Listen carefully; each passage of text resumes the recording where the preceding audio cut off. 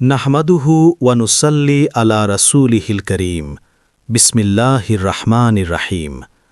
আমরা আল্লাহর বরকতময় নাম নিয়ে শুরু করছি। আমরা তার প্রশংসা করি এবং তার মহিমা ঘোষণা করি, ঠিক যেভাবে তার প্রশংসা ও মহিমা ঘোষণা করা উচিত। আর আমরা তার সকল সম্মানিত রাসূলদের ওপর শান্তি ও রহমত বর্ষণের জন্য প্রার্থনা করি, যার মধ্যে রয়েছেন সর্বশেষ ও সর্বশ্রেষ্ঠ নবী হযরত মুহাম্মদ সাল্লাল্লাহু তাআলা আলাইহি ওয়াসাল্লাম। 1447 হিজরির পবিত্র রমজান মাসের এই 12তম রাতে আমাদের মাতৃভূমি ত্রিনিদাদ দ্বীপের ইসলামিক ব্রডকাস্টিং নেটওয়ার্কের স্টুডিও থেকে আপনাদের জানাচ্ছি আসসালামু আলাইকুম ওয়া রাহমাতুল্লাহি ওয়া বারাকাতুহু এবং রমজান করিম।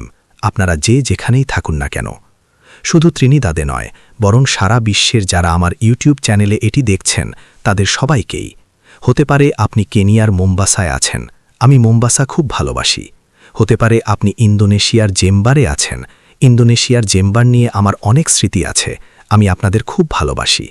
হতে পারে আপনি কেপটাউন, ডারবান, জোহানেসবার্গ অথবা প্রিটোরিয়ায় আছেন। আপনি যেখানেই থাকুন এবং রমজানের এই সংক্ষিপ্ত আলোচনাগুলো শুনছেন, আমরা আপনাদের রমজান করিমের শুভেচ্ছা জানাচ্ছি। আর এখন রমজান মাসের এই 12তম রাতে আমরা একটি ঐতিহাসিক মুহূর্তে পৌঁছেছি, কারণ আজকের রাতের জুজে আমরা তিলাওয়াত করব সূরাতুল ইসরা এবং সূরাতুল কাহাফ। আর আমি আগেই আপনাদের ব্যাখ্যা করেছি কেন এই রাতে আমাদের এই দুটি সূরাকে একসাথে মেলাতে হবে। নবীজি সাল্লাল্লাহু আলাইহি ওয়াসাল্লামের কাছে একবার একজন দর্শনার্থী এসেছিলেন। তিনি হলেন জিব্রাইল আলাইহিস সালাম। তিনি একজন মানুষের রূপ ধরে এসেছিলেন। হ্যাঁ, ঠিকই শুনেছেন, তিনি মসজিদে সবার সামনে দিয়ে হেঁটে এসেছিলেন। তিনি সরাসরি নবীজির সামনে চলে এলেন, কেউ তাকে বাধা দিল না। তিনি নবীজির ঠিক সামনে এসে এমনভাবে বসলেন যে তার হাঁটু নবীজির হাঁটুর সাথে লেগেছিল। কেউ তাকে আটকাল না।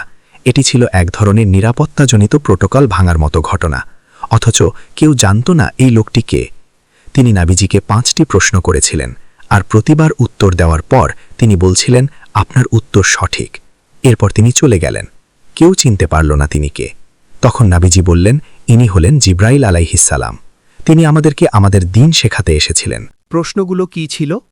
উত্তর হল, প্রশ্নগুলো ছিল আখিরুজ্জামান বা শেষ জামানা সম্পর্কে। পবিত্র কুরআনে শেষ জামানা সম্পর্কে বলা হয়েছে, আর কুরআনের সূরাতুল কাহাফ হল শেষ জামানা বোঝার জন্য সবচেয়ে চমৎকার সূরা। কিন্তু আপনি সূরাতুল ইসরা ছাড়া সূরাতুল কাহাফকে পুরোপুরি বুঝতে পারবেন না। সূরা কাহাফকে বোঝার জন্য এটি অত্যন্ত গুরুত্বপূর্ণ একটি সূরা। কুরআনের বাকি অংশগুলোও গুরুত্বপূর্ণ, কিন্তু এটি সবচেয়ে বেশি। সূরাতুল আসরে আল্লাহ তাআলা বলেছেন, বিসমিল্লাহির রহমানির রহিম, ওয়াল আসর ইন্নাল ইনসানা লাফি খুসর ইল্লাল্লাযীনা আমানু ওয়া আমিলুস সালেহাতি ওয়া তাওয়াসাউ বিল হাক্কি ওয়া তাওয়াসাউ বিস সবর।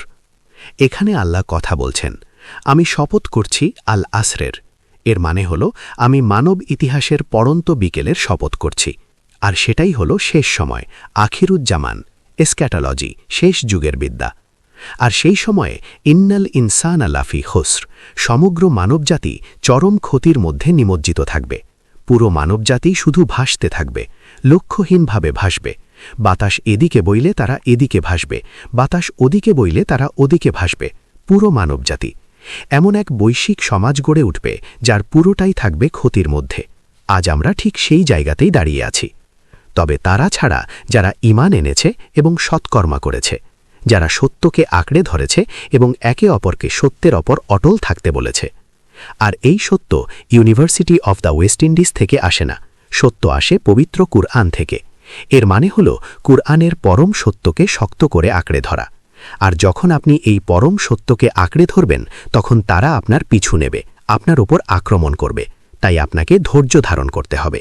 সুতরাং এখন যখন পুরো মানবজাতি ক্ষতির মুখে, তখন সেই যুগ সম্পর্কে কোরআনের কি বলার আছে? উত্তর হল সূরাতুল কাফ। সূরাতুল কাফ নিয়ে আমি আপনাদের জোর দিয়ে বলছি, বারবার অনুরোধ করছি, এই সূরাটি ভালোভাবে অধ্যয়ন করুন। আমার খুব ইচ্ছা হয় 20-22 বছর আগে আমি ত্রিনিদাদে যা করেছিলাম সেটা যদি আবার করার সময় পেতাম, আপনাদের সূরা কাফ শেখানোর জন্য একটি ক্লাস নিতাম। আমি 20-22 বছর আগে এটা করেছিলাম, কিন্তু এখন আর আমার হাতে সেই সময় নেই। আমি এখন ভীষণ ব্যস্ত। আমি সময়ের বুকে দাজ্জালের পদচিহ্ন নিয়ে আমার নতুন বই লিখছি। বইটার কাজ প্রায় শেষ। এই বইটা শেষ হওয়া মাত্রই আমাকে পরের বইটা শুরু করতে হবে, যেটা কোরআন, ক্রুশবিদ্ধকরণ এবং ঈসা আলাইহিসসালামের প্রত্যাবর্তন নিয়ে। সুতরাং অনেকগুলো বই লেখার অপেক্ষায় আছে। তাহলে সূরাতুল কাফ আমাদের কি শেখায় এবং সূরা কাফ বোঝার ক্ষেত্রে সূরা ইসরার ভূমিকা কি? মাত্র কয়েক মিনিটে এটা আমি আপনাদের বোঝাতে পারব না, তবে আপনাদের অবশ্যই সেই যুবকদের এবং গুহার গল্পটি আসহাবে কাফ পড়তে হবে, কারণ এটি দাজ্জাল এবং সময়ের সাথে দাজ্জালের সম্পর্কের সাথে যুক্ত। দ্বিতীয়ত, আপনাদের সেই মহান ভ্রমণকারীর গল্প পড়তে হবে, যিনি পৃথিবীর 2 প্রান্তে ভ্রমণ করেছিলেন, জুলকারনাইন, কারণ এটি আপনাদের ইয়াজুজ ও মাজুজ সম্পর্কে শিক্ষা দেয়। আপনাদের অবশ্যই সেই ধনী এবং গরিব লোকটির গল্প পড়তে হবে, কারণ এটি হল রিবা বা সুদ। এই রিবা বা সুদই শেষ জামানায় দারিদ্র্য, চরম অভাব এবং দাসত্বের কারণ হয়ে দাঁড়াবে। আর যখন আপনি দারিদ্র্য, অভাব আর দাসত্বের শিকার হবেন, তখন আপনি নিজের সব কাজ ফেলে উন্নত জীবনের লোভে পাকিস্তান ছেড়ে আমেরিকায় ছুটবেন না, অথবা সবুজ ঘাসের খোঁজে ব্রিটেনে ছুটবেন না। না, আপনি তো আসলে জ্বলন্ত চুলা থেকে সোজা আগুনে ঝাঁপ দিচ্ছেন, কিন্তু এই বোধটুকু আপনাদের নেই, কারণ আপনাদের মাথায় ঘিলু বলে কিছু নেই। আপনি আমেরিকায় গিয়ে মহা খুশি। আপনি পাকিস্তান বা মিশর থেকে বেরিয়ে এসেছেন, ভাবছেন আমি স্বর্গে পৌঁছে গেছি, আমি জাহান্নাম থেকে বেঁচে গেছি। কি বোকা বোকা কথা, আজে বাজে কথা, চরম বোকামি। হ্যাঁ, আপনি নিজেকেই আগুনের দিকে ঠেলে দিয়েছেন। আপনার সন্তান এবং নাতিনাতনিরা সকালের নাস্তায় শূকরের মাংস আর ডিম খাবে, আর তারা সমকামী ও লেসবিয়ান হয়ে উঠবে, আর এই সব কিছুর জন্য দায়ী আপনি। এই কাজটা আপনিই করেছেন। সুতরাং দারিদ্র্য আর চরম অভাব আসছে। সূরাতুল কাফের সেই গরিব লোকটির দিকে তাকান এবং তার মতো করে বাঁচতে শিখুন, আর ওই ধনী লোকটির কথা ভুলে যান, কারণ সে ছিল পথভ্রষ্ট। এবং সবশেষে সূরাতুল কাহাফে আপনি রূহের ঘটনাটি পাবেন, রূহুল কুদুস। ওয়ায়াস আলুনাকা আনির রূহ, তারা আপনাকে রূহ সম্পর্কে জিজ্ঞাসা করে, অর্থাৎ রূহুল কুদুস সম্পর্কে। ইহুদি পণ্ডিতরা, র‍্যাবাইরা এই প্রশ্নটি করেছিল, কারণ তারা জানত যে রূহুল কুদুসের সাথে মাসিহের, ঈসা আলাইহিসসালামের একটা সম্পর্ক রয়েছে। আর আল্লাহ তাদের এই উত্তরটিই দিয়েছিলেন, শুধু এতটুকুই, এর বেশি কিছু নাই। তাদের বলে দিন, রূহ হল আল্লাহর আদেশ মাত্র।